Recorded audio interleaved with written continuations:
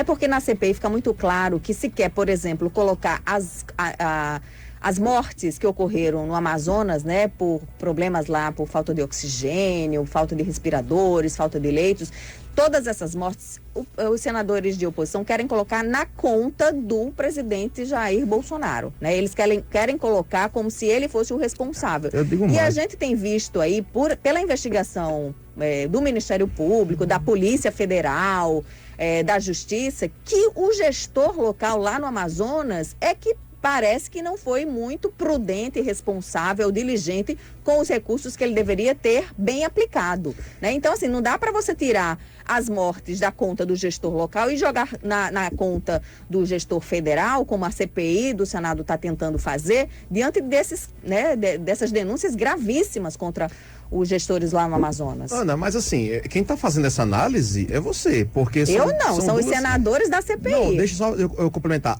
São duas investigações completamente distintas. Uma investigação correndo no judiciário para investigar os possíveis crimes de corrupção, desvio de recursos, etc.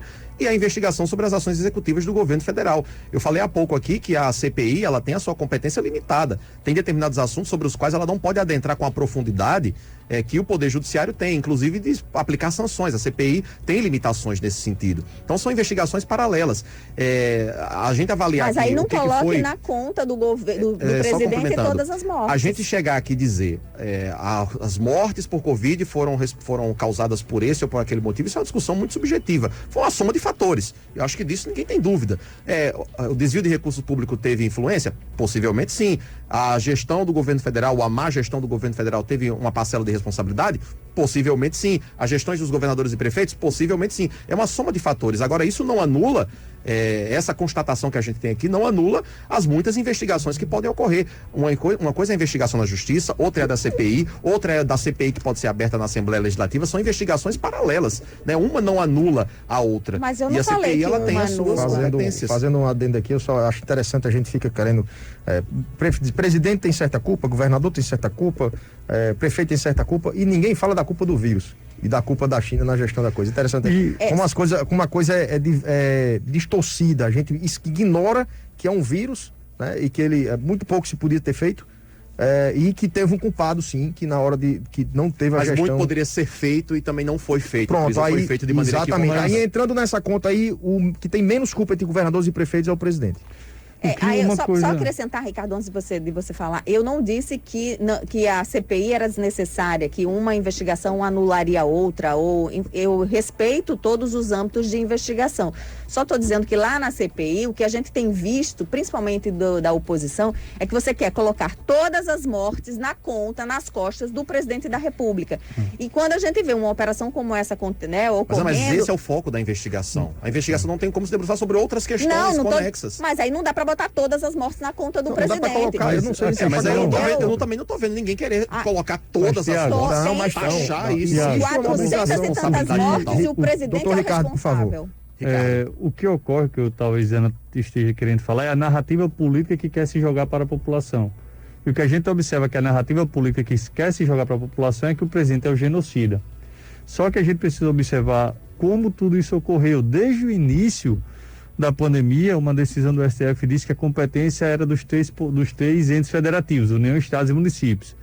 No momento em que o STF passou a dizer que os três tinham a obrigação de tratar do assunto, ele transformou o governo federal no mero repassador de cheque.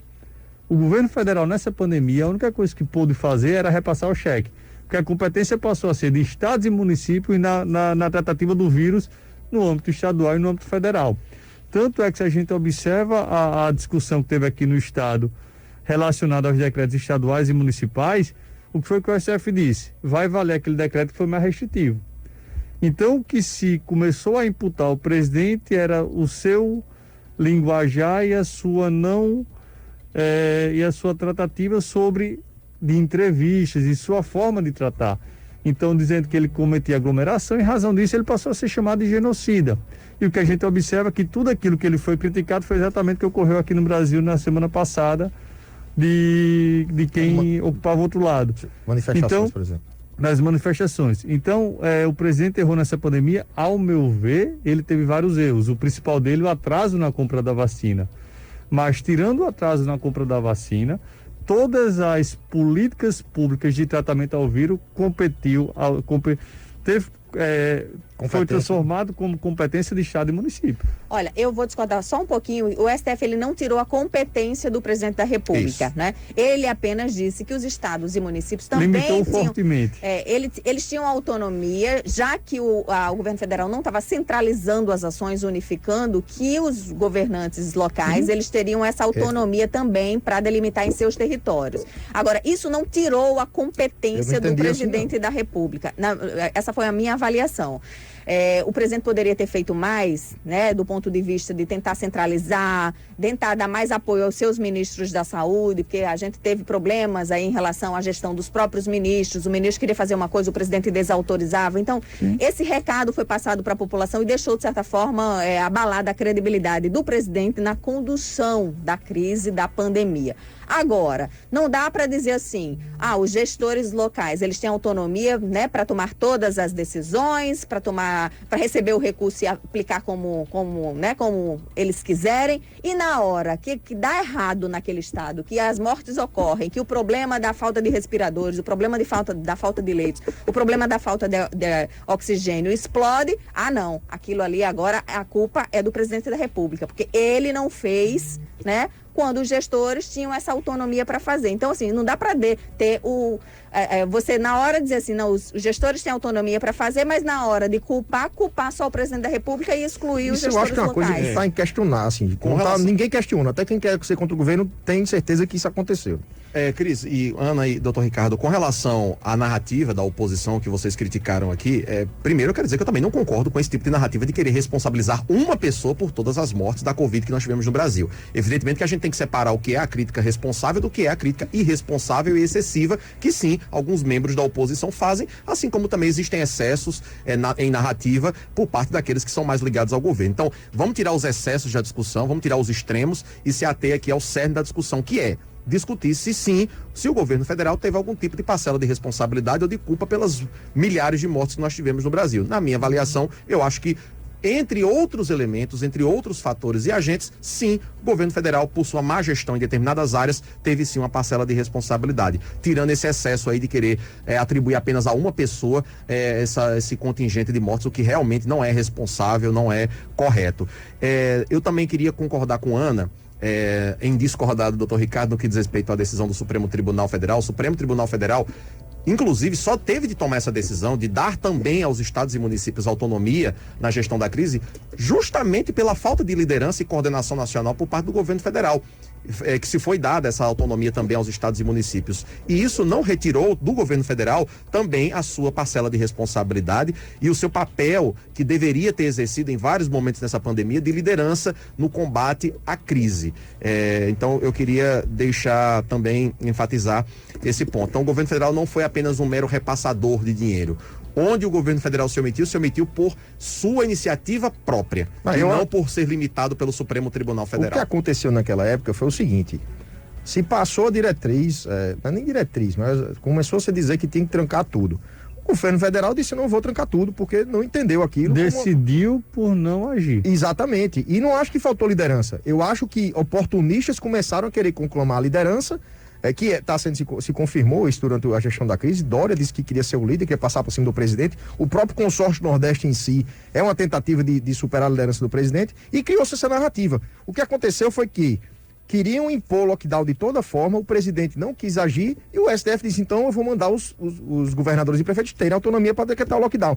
A questão basicamente foi essa. É tanto que a justificativa que opositores falam de que o STF não impediu o presidente de agir, é que o STF realmente disse que se o governo federal não implantar o lockdown, vocês podem implantar. Quer dizer, não tinha nenhuma restrição diretamente com o governo federal. Você só esquece, Cristiano, que essa era a recomendação da ciência. Não era a recomendação da ciência. Da ciência do modo geral. Era essa a recomendação que governadores e prefeitos, em sua maioria, atenderam, e o governo federal naquele momento ignorou. Pseudociência, né? A gente sabe que foi atitude totalmente... Hoje está se comprovando quanto foram questionadas as atitudes.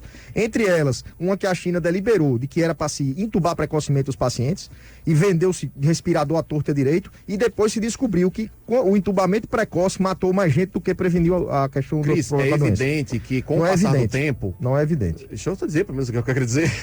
É evidente que com o passar do tempo a gente vai ganhando mais informações sobre a doença, sobre o tratamento, sobre a forma de se comportar nessa pandemia, e algumas informações que eram tidas como verdades absolutas algum tempo atrás, elas se desmancham. E hoje... como a própria ausência de máscara. Exato.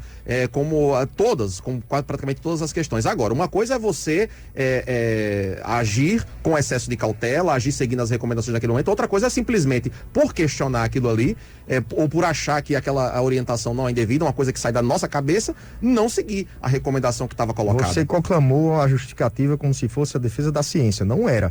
Era o que estava se sugerindo como solução e depois começou a se impor. Aí a solução era o quê? Era não fazer nada? Era não restringir? Eu estou dizendo que o governo não quis seguir ao que estavam sugerindo, com base em nada ainda, porque inclusive uma das desculpas era dizer que o vírus é novo, a gente não sabe o que fazer.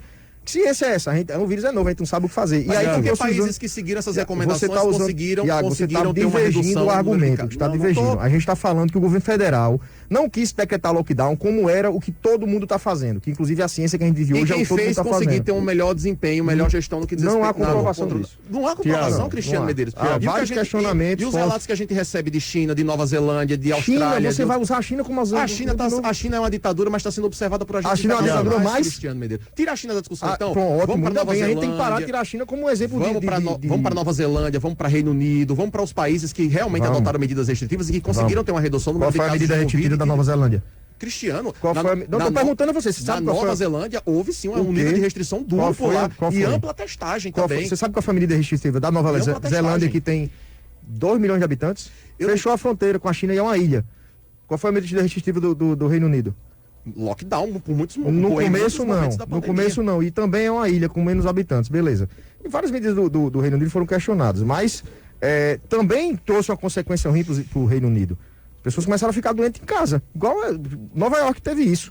Né? Ninguém passou nenhuma medida crise. foi comprovadamente. Claro, nenhuma medida ela é 100% assertiva. Agora, países que adotaram, que seguiram as recomendações naquele momento da ciência, conseguiram ter um melhor desempenho na crise naquele momento. Eu já citei os exemplos aqui, Nova Zelândia, Reino Unido, China, outros países que adotaram medidas restritivas, ampla testagem, por exemplo, e conseguiram ter um controle melhor da pandemia naquele momento. Você que está dizendo, Tiago, que isso foi o que fez a gestão da pandemia lá funcionar. Eu estou dando um exemplo da Nova Zelândia, por exemplo, que fechou a fronteira. Ninguém fechou a fronteira. Inclusive, demorou muito a fazer isso, inclusive quem fechou a fronteira foi acusado de xenofóbico. Você acha que se aqui tivesse fechado a fronteira ia sobrar o quê? Com a posição doida para acusar o presidente de qualquer coisa? Você acusa de genocida? Não teve jeito, teve que fechar agora. Doutor aí já é outra comparação, é outro tipo de fechamento de fronteira. Eu, com todo respeito a quem pensa diferente, mas o que eu acho interessante sobre esse argumento de ciência é que não há comprovação nem de que o lockdown é o melhor caminho, nem de que não é. A gente está diante de uma doença totalmente nova, nunca se passou por nada da humanidade, vários países desenvolvidos optaram por não fechar e até hoje nós temos essa dúvida. Você tem vários médicos que dizem que não fechar seria melhor e tem médicos que dizem que fechar seria melhor. O problema que a gente tem que observar é que cada país tem a sua realidade, a própria OMS reconheceu isso. E a gente não pode excluir da ciência econômica, a ciência sociológica, dentre outras ciências que existem. Porque a realidade do Reino Unido é uma, a realidade dos Estados Unidos é outra, a realidade do Brasil e do Rio Grande do Norte é outra, completamente diferente. E o que a gente tem que entender é que quem foi escolhido pela população, o regime democrático, para tomar as decisões, não é o STF. Não é o STF. Sem falar que o Brasil é um país com dimensões continentais, né? É quase uma Europa aqui dentro do nosso país. Cair assim com peculiaridades em cada região.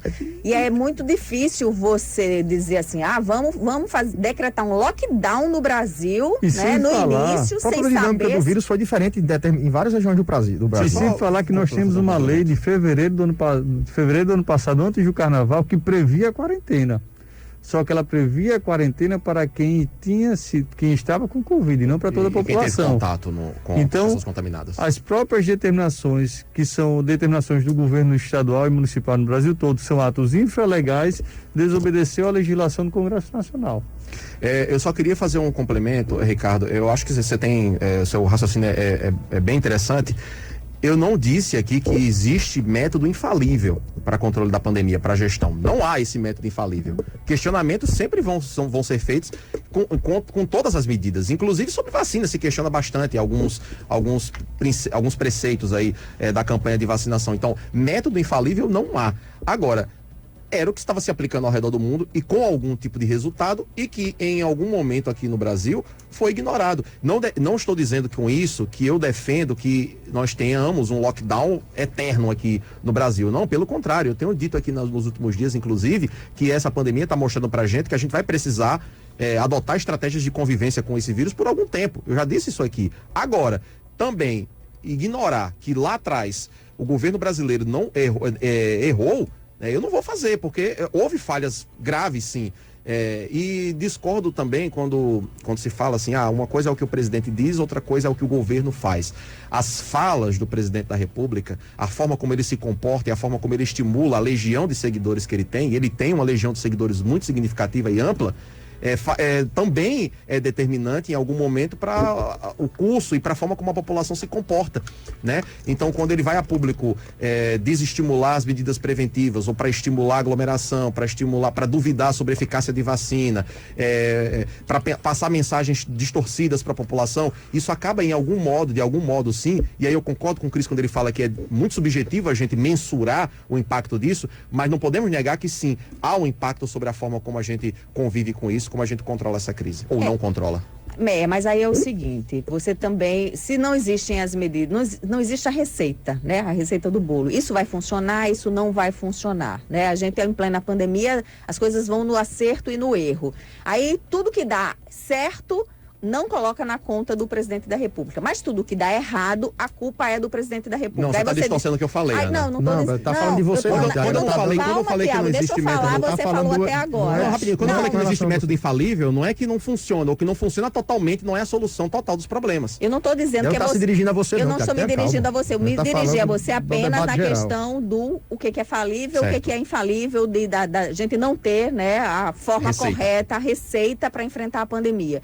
E aí, nessa discussão, o que está se fazendo? Quando dá certo, o presidente da República não tem nenhuma responsabilidade, né? Não tem nenhum mérito. Agora, quando dá errado, a culpa é do presidente. Por quê? Andou sem máscara, porque desestimulou o uso de máscara, porque falou muito em abertura para voltar ao trabalho, né? Porque promoveu a aglomeração. Mas é o seguinte, o presidente da República, hoje, né? Segundo as próprias pesquisas apontam, ele deve ter 30% da população que segue, né, ou vota nele novamente, ou segue o que ele diz. 70% da população, segundo as pesquisas, não seguem o que o presidente da República diz. Como os governadores e os prefeitos tiveram autonomia, por exemplo, aqui no estado do Rio Grande do Norte, a governadora decretou aí medidas restritivas. Se 70% da população não seguisse o presidente e acompanhasse o que foi feito, nós teríamos aí 70% da população cumprindo todas as regras de distanciamento, de isolamento, né? E aí teríamos um resultado ótimo para o enfrentamento da pandemia, porque 30% é um número, é minoria. Mas não foi isso que aconteceu. A população, ela não seguiu aí o que os gestores locais determinaram. Aí, como a população não seguiu, a culpa é do presidente Jair Bolsonaro. Não, nesse ponto eu vou concordar com você quando você fala da parcela de responsabilidade da própria população. Também tu não pode achar que todo mundo é bebê, né? Que tem que estar com babador o tempo todo. Todo mundo sabe das medidas que precisam ser seguidas. O Estado age dessa forma. E quando você fala na 30%, 70%, também não vamos ser ingênuos e achar que o pensamento da população é binário também, né? E que o presidente Bolsonaro, ele representa um pensamento aí. Não é só ele que pensa dessa forma. Ele tem seguidores, tem pessoas que pensam como ele, médicos, inclusive, também, pessoas aí também que são da ciência. Então, não é que é 30%, 70%. O pensamento da população não é binário dessa forma, mas concordo que a população tem sim a sua parcela de responsabilidade quando não seguiu as medidas preventivas, Cris. Ana apontou um negócio interessante com relação personificada com o presidente, mas eu vou além. Existe uma situação hoje da pandemia com relação à ciência. As pessoas reconhecem estudos que são de acordo com o que elas acreditam e que o que funciona e o que não funciona, e ignoram outros tantos estudos que dizem o contrário, né? É interessante como a politização, ela está indo além do presidente e da oposição do presidente. Ela está indo de acordo com o que cada pessoa quer que seja a verdade.